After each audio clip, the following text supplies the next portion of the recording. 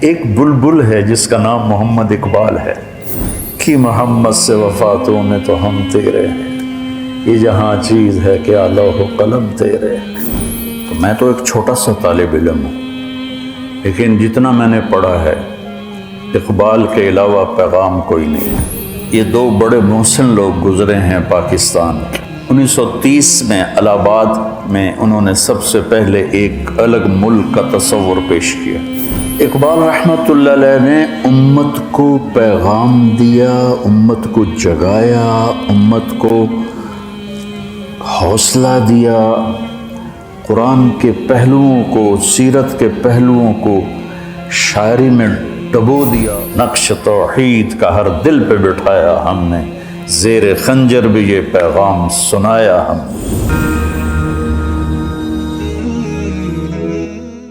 بسم اللہ الرحمن الرحیم، والصلاة والسلام علی رسولہ الکریم وعلی آلہ وصحبہ اجمعین۔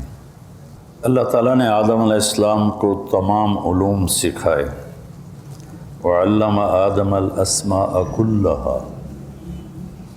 تو اس سے علماء فرماتے ہیں کہ قیامت تک جتنے علوم وجود پائیں گے، جو موجود ہیں، جو پیچھے مٹ گئے، جو آگے نئی ایجادہ، الاسماء پر الف لام اور تاکید کلہا کے ساتھ،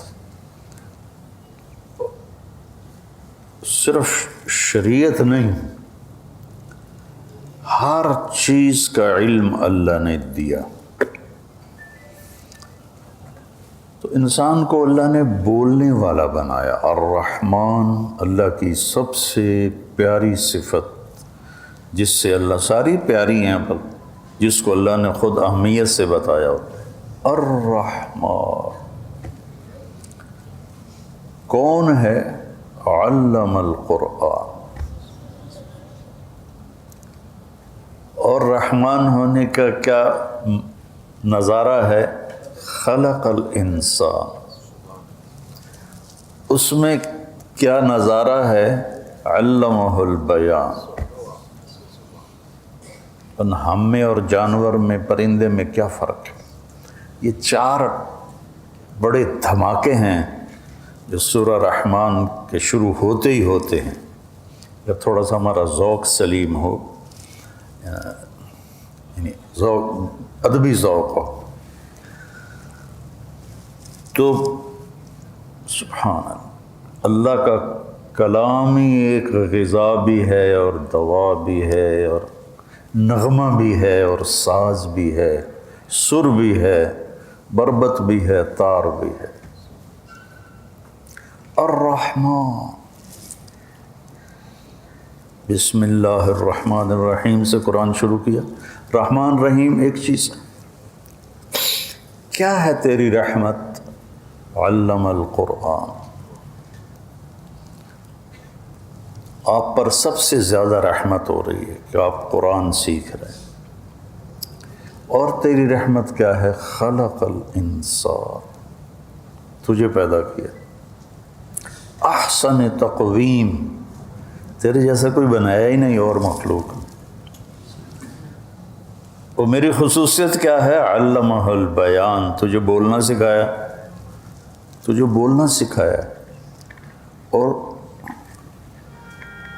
وَمِنْ آيَاتِهِ خَلْقُ السَّمَاوَاتِ وَالْأَرْضِ وَاخْتِلَافُ أَلْسِنَتِكُمْ وَأَلْوَانِكُمْ۔ ہم ایک ماں کی اولاد ہیں، ایک باپ کی اولاد ہیں۔ آپ کے صرف پاکستان میں 50 زبانیں بولی جاتی، یہ مختلف کیسے ہوگی؟ اللہ کہتا ہے یہ میری نشانی ہے۔ یہ سرحد سے گدھا لے کر آؤ، لاہور سے گدھا لے کر آؤ، اور ادھر سکر سے گدھا لے کر آؤ، اور کوئٹہ سے کھوتا لے کر آؤ، چاروں ایک دوسرے کو سلام دعا کریں گے، حال احوال پوچھیں گے۔ تو پنجابی اکٹھا کرو، پٹھان اکٹھا کرو، بلوچ اکٹھا کرو اور سندھی اکٹھا کرو، وہ سارے ایک دوسرے کے لیے گونگے بیٹھے ہوں گے۔ تو اللہ کہتا ہے یہ میری نشانی ہے کہ میں نے تمہیں بولنا سکھایا۔ ہاں، جنت میں ایک ہی زبان ہو جائے گی، وہ عربی۔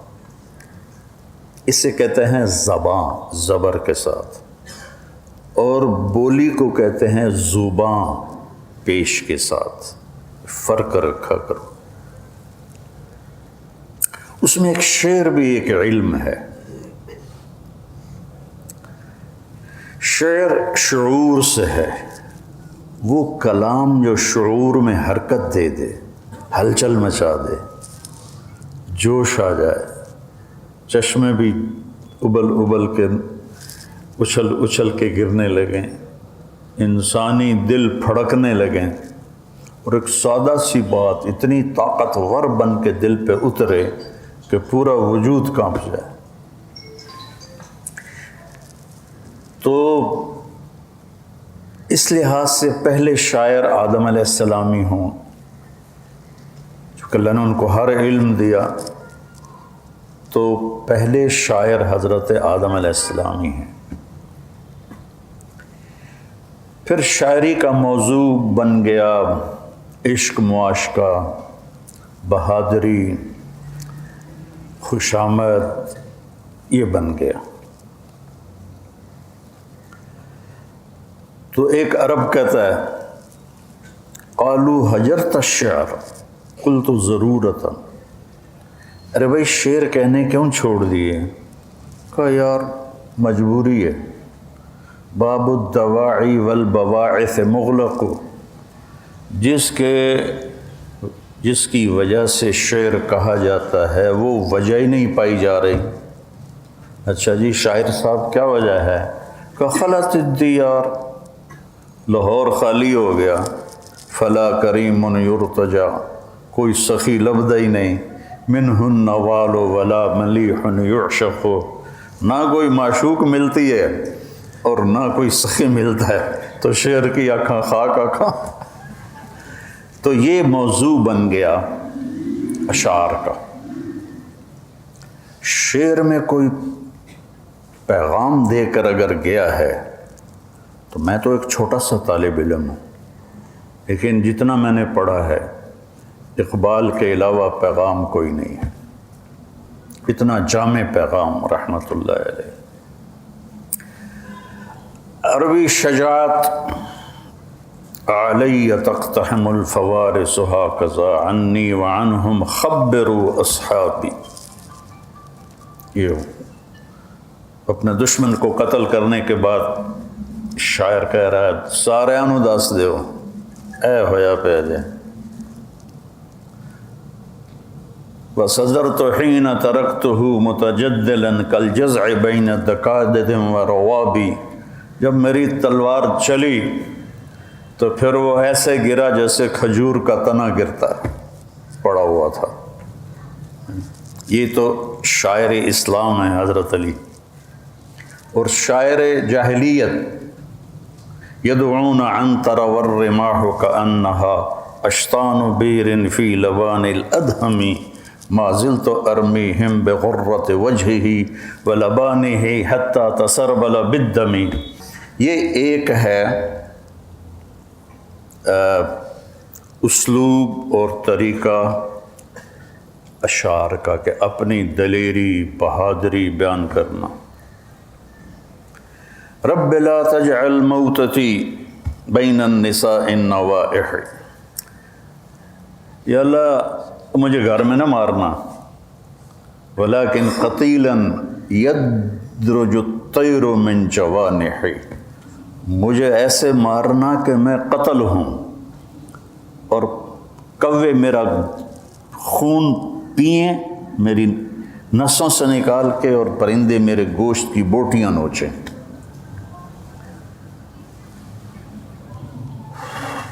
اس پر دیوان بھرے پڑے ہیں۔ پھر خوشامد، کالشمس فی کبد السماء وضوءها یغشی البلاد مشارقا ومغاربا کالبدر حیث اتجہت رأیتہ یہدی الی عینیک نورا ثاقبا کالبحر یقذف للقریب لآلیا جودا ویبعث للبعید لعالیا۔ یہ وہ متنبی نا ایک بادشاہ کو بیوقوف بنا رہا ہے۔ خوشامد بیوقوف بنانا ہی ہوتا ہے نا۔ یہ خوشامد کا نمونہ ہے۔ پھر عشق محبت، ابو نواس کہتا ہے وقف الحوا بی حیث انت فلیس لی متأخر عنہ ولا متقدم، میری محبت نے مجھے وہاں پہنچا دیا ہے جہاں سے آگے کوئی مرتبہ اور مقام ہی کوئی نہیں۔ اجد الملامت فی ہوا کی لذیذتا حبا لذکرک فلیلبن دوم، تیرے عشق میں نا مجھے گالیاں بڑی پڑتی ہیں۔ تو سننے والے کہتا وہ کس لیے؟ کہ اس لیے کہ وہ تیرا نام اس میں بار بار لیتے ہیں نا، تو جب میں تیرا نام سنتا ہوں تو گالیاں بھول جاتا ہوں، تیرے نام کی لذت لیتا رہتا ہوں۔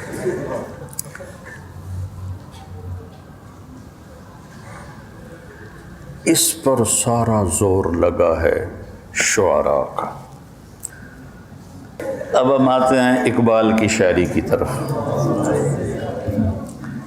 کہ اقبال نے بڑی تھوڑی عمر پائی، 61 سال، 61 سال کی عمر پائی۔ 1877 میں پیدا ہوئے، 1938 میں انتقال ہوا۔ ہماری جماعت گئی 96 میں انڈونیشیا۔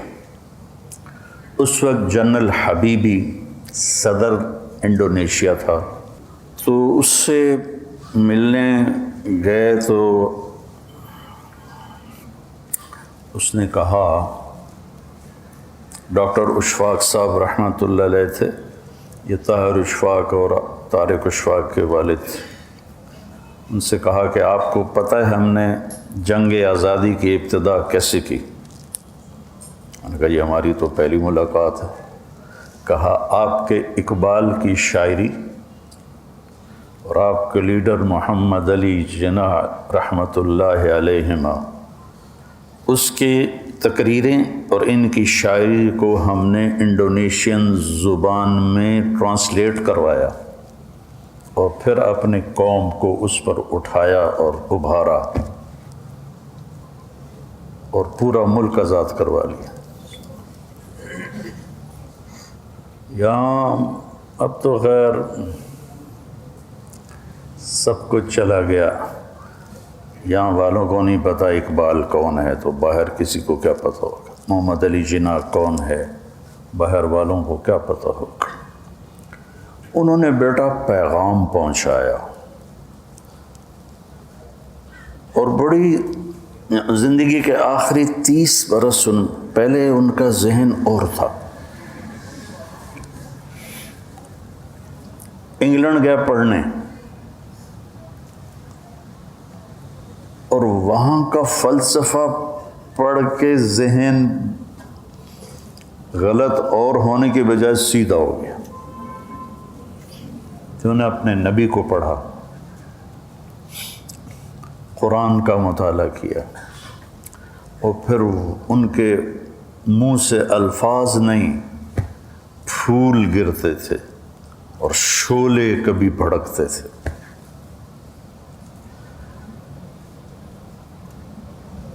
اگر آپ میں سے کسی کو اللہ ذوق دے نا تو اس کی کوشش کیا کرے کہ مزید آگے بڑھ جائے، چونکہ اس کا تعلق پڑھنے لکھنے سے نہیں ہے، اللہ کی عطا ہے۔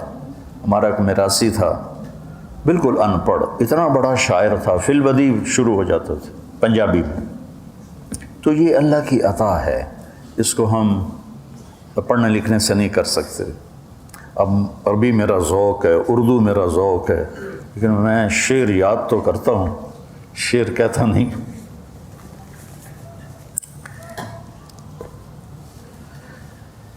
اقبال رحمۃ اللہ علیہ نے امت کو پیغام دیا، امت کو جگایا، امت کو حوصلہ دیا، قرآن کے پہلوؤں کو، سیرت کے پہلوؤں کو شاعری میں ڈبو دیا۔ اور مولانا علی میاں رحمۃ اللہ علیہ فرمایا کرتے تھے کہ اقبال کی فارسی کی شاعری اردو شاعری سے بھی، ان کی اردو شاعری سے بھی زیادہ بلند ہے۔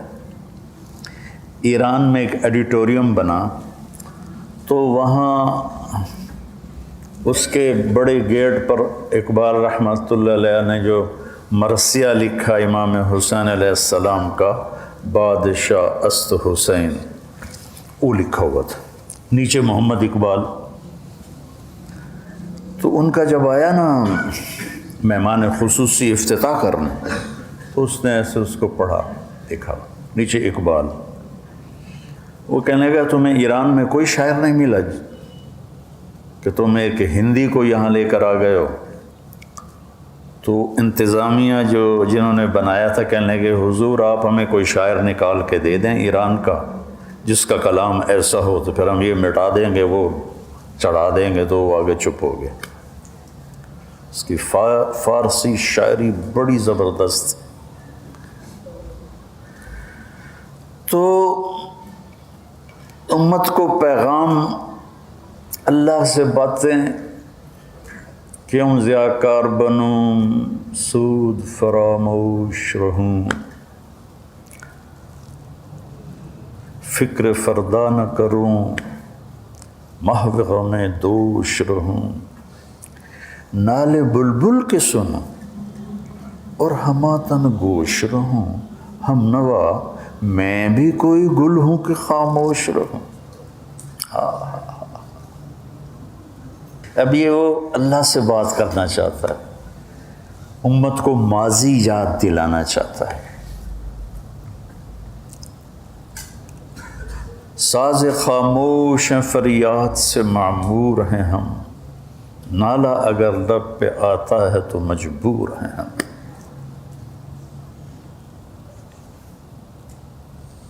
کہتا ہے ہماری صدائیں گونجتے گونجتے گونجتے گونجتے ہمارے سازوں کے تار ہی ٹوٹ گئے، تو ہم ساز خاموش بن گئے۔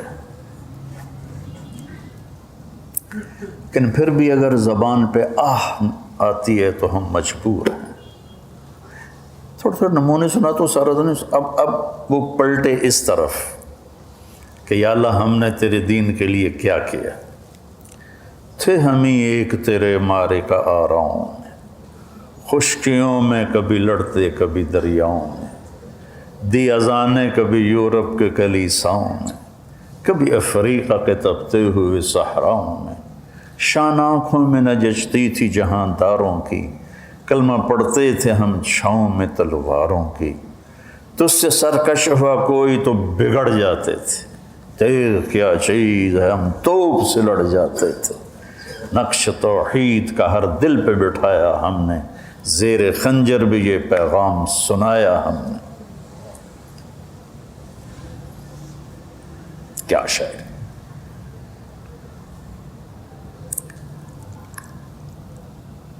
کبھی اے حقیقت منتظر نظر آ لباس مجاز میں، کہ ہزاروں سجدے تڑپ رہے ہیں میری جبین نیاز میں۔ ہوئے ہوئے ہوئے، جو میں سر بسجدہ زمیں ہوا تو زمیں سے آنے لگی صدا، تیرا دل تو ہے سا نماشنا، تجھے کیا ملے گا نماز میں، وَإِذَا قَامُوا إِلَى الصَّلَاةِ قَامُوا كُسَالَىٰ۔ اور یہ جو صبر ہے، صبر، اس کو جس پیرائے میں اقبال نے بیان کیا ہے شاید ہی کوئی بیان کر سکے۔ برداشت جب کوئی چیز کر رہی، اس پر ہم ہتھوڑی ماریں تو یہ ٹوٹے گی نا، یا خم آ جائے گا۔ برداشت آدمی کو توڑ دیتی ہے، اور خاص طور پر لوگوں کے رویے وہ انسان کو چور چور کر دیتے ہیں۔ بول اور رویہ، صرف چہرہ ایسے بگاڑ کے دیکھو تو اگلے کا کیا سے کیا حشر ہو جاتا ہے۔ تو اب اس نے کہنا یہ تھا کہ صبر کرو، جیسے اللہ نے کہا یا ایھا الذین آمنوا اصبروا وصابروا ورابطوا لعلکم تفلحون۔ لیکن انہوں نے کیا کہا؟ تو بچا بچا کے نہ رکھ اسے ٹوٹنے دے، تیرا آئینہ ہے وہ آئینہ کہ شکستہ ہو تو عزیز تر ہے نگاہ آئینہ ساز۔ دل کو قرآن سے لے کر آئے کہ دل، اللہ نے قرآن میں دل کو شیشے سے تشبیہ دی ہے۔ المصباح فی زجاجہ۔ تو یوں کہا کہ اگر لوگوں کے رویوں سے تیرا دل ٹوٹے تو ٹوٹنے دے، یہ جتنا بکھر کے آئے گا اتنا تیرے رب کو پیارا لگے گا۔ انا عند المنکسرۃ قلوبہم، حدیث قدسی اس میں بیان ہوئی کہ میں ٹوٹے دلوں کے قریب ہوتا ہوں۔ تو ایک آپ لوگ اپنے فارغ اوقات میں یا جب اللہ تعالیٰ آپ کو آگے موقع دے تو آپ اقبال کو ضرور پڑھیں۔ میرے والد صاحب پڑھتے تھے اور روتے تھے، میں چھوٹا سا تھا تو ان کو فارسی بہت آتی تھی، حالانکہ ذمہ دار آدمی، لیکن انہوں نے 1940 میں BA کیا تھا، 1944 میں، تو ان کا بڑا ذوق تھا، تو وہ پڑھتے تھے اور روتے تھے، پڑھتے تھے اور روتے تھے۔ تو اللہ نے اس بندے سے پیغام دلوایا، امت کو پیغام دلوایا۔ اب اللہ کی طرف سے جواب آیا، آئی آواز غم انگیز ہے افسانہ تیرا، اشک بے تاب سے لبریز ہے پیمانہ تیرا۔ اب اللہ کی طرف سے بول رہا ہے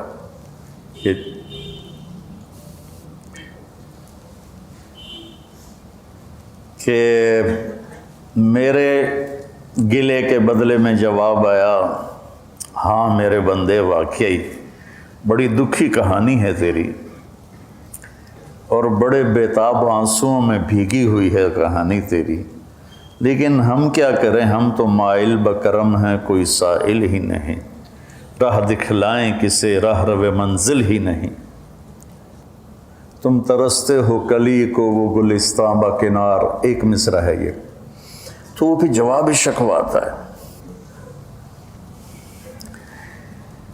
کہ میں تو دینے کو تیار ہوں، آؤ تو صحیح، ہم تو مائل بکرم ہیں، آ جاؤ، کوئی مانگے تو صحیح، کس سے راہ دکھلاؤں، کوئی راہ ڈھونڈنے والا، کوئی راہ کا تلاش کرنے والا، کسی رہبر کی تلاش میں ہو تو میں راستہ دکھلاؤں۔ تمہارے بڑوں نے باغات کو ٹھوکر مار دی اور تم چند کلیوں پہ بک جاتے ہو، تم ترستے ہو کلی کو وہ گلستاں بکنار۔ ہائے میرے بچوں، یہ دو بڑے محسن لوگ گزرے ہیں پاکستان کے۔ 1938 میں ان کا انتقال ہوا، 1930 میں الہ آباد میں انہوں نے سب سے پہلے ایک الگ ملک کا تصور پیش کیا کہ ہمیں ایک الگ ملک چاہیے جس میں مسلمان، ان کا تو تصور بہت عالی شان تھا، انہیں کیا خبر تھی کہ ادھر بھی وہی کچھ ہوگا جو وہاں ہو رہا ہے۔ اس وقت جو ہماری قوم کر رہی ہے، یہ سب حکومتوں کو گالیاں نکالتے ہیں، تجھے کیوں فکر ہے اے گل دل صد چاک بلبل کی، تو اپنے پیرہن کے چاک تو پہلے رفو کر لے، کہ اپنے سے شروع کرو۔ تمنا آبرو کی ہے اگر گلزار ہستی میں، تو کانٹوں سے الجھ کر زندگی کرنے کی خو کر لے۔ چوپڑیاں کھاون نال نہیں انسان ترقی کرتا، صنوبر باغ میں آزاد بھی ہے پابگل بھی ہے، انہی آزادیوں انہی پابندیوں میں زندگی کرنے کی خو کر لے۔ ان کی شاعری میں فارسی الفاظ بھی بہت ہیں اور عربی الفاظ بھی بہت، تو مشکل ہوتا ہے۔ تو اب وہ ایک کیا خوبصورت ان دو شعروں کی بات کر کے پھر میں بس کرتا ہوں۔ اگر دنیا میں عزت کے ساتھ رہنا ہے تو پھر روٹی کے غلام نہ بنو، پیسے کے غلام نہ بنو۔ اب اس کے ساتھ بخاری کی حدیث جوڑو، تعس عبد الدینار و عبد درہم و عبد القطیفہ، برباد ہو گیا سونے کا غلام اور چاندی کا غلام اور زیب و زینت کا غلام برباد ہو گیا، تو کانٹوں سے الجھ کر زندگی کرنے کی خو کر لے۔ یہاں تم عیاشی کر بھی نہیں سکتے، موت ہے پیچھے لگی ہوئی، بیماریاں لگی ہوئی۔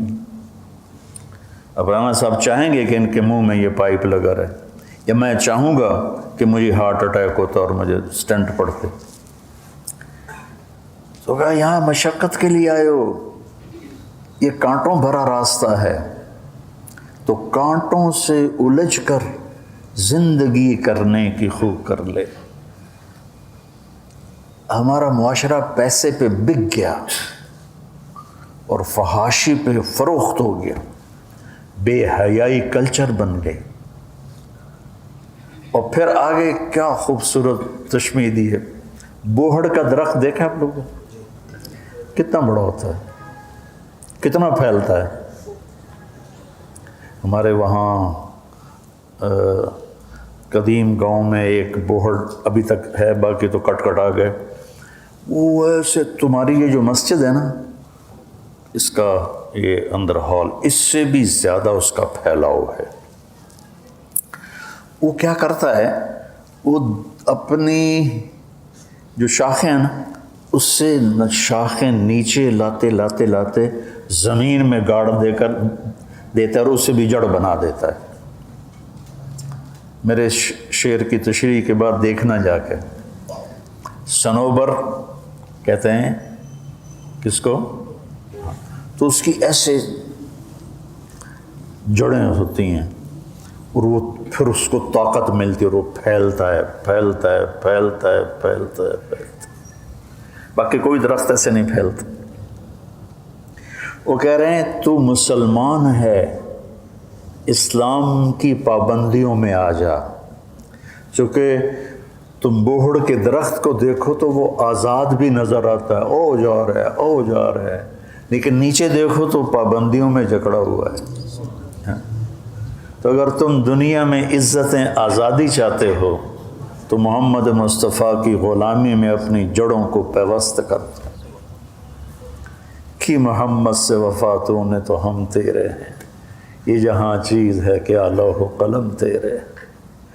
اور پھر اپنا درد بھرا دکھڑا، انہوں پتہ ہی کسی نے پتہ ہی نہیں ہونا کہ شکوہ جواب شکوہ بھی کوئی شے ہے۔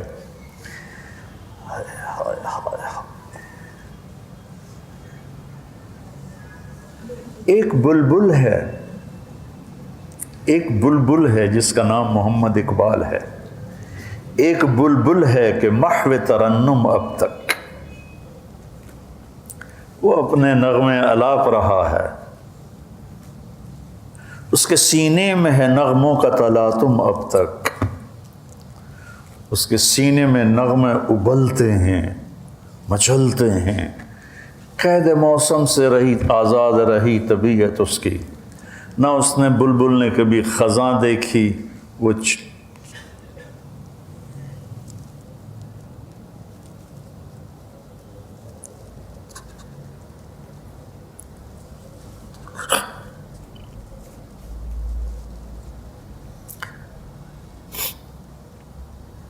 جو ساز سے نکلی ہے وہ دھن سب نے سنی ہے، جو تار پہ بیتی ہے وہ کس دل کو پتا ہے۔ وہ بلبل خزاں میں بھی تڑپتی رہی اور بہار میں بھی تڑپتی رہی، خزاں میں بھی نغمے اس کے گونجتے رہے اور بہار میں بھی گونجتے رہے۔ کاش، میں دوبارہ کہوں، قید موسم سے طبیعت رہی آزاد اس کی، کاش گلشن میں کوئی سمجھے فریاد اس کی۔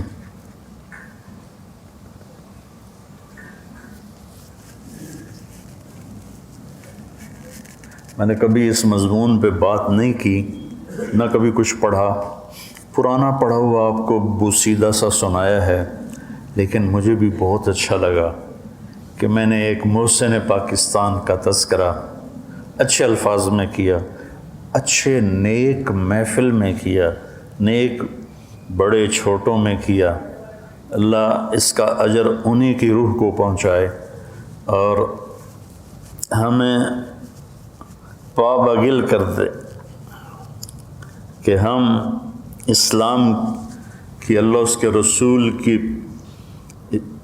شریعت میں اپنے پاؤں جما دیں، پھر ہم ایسے پھیلیں گے، ایسے پھیلیں گے، ایسے پھیلیں گے، ایسے پھیلیں گے۔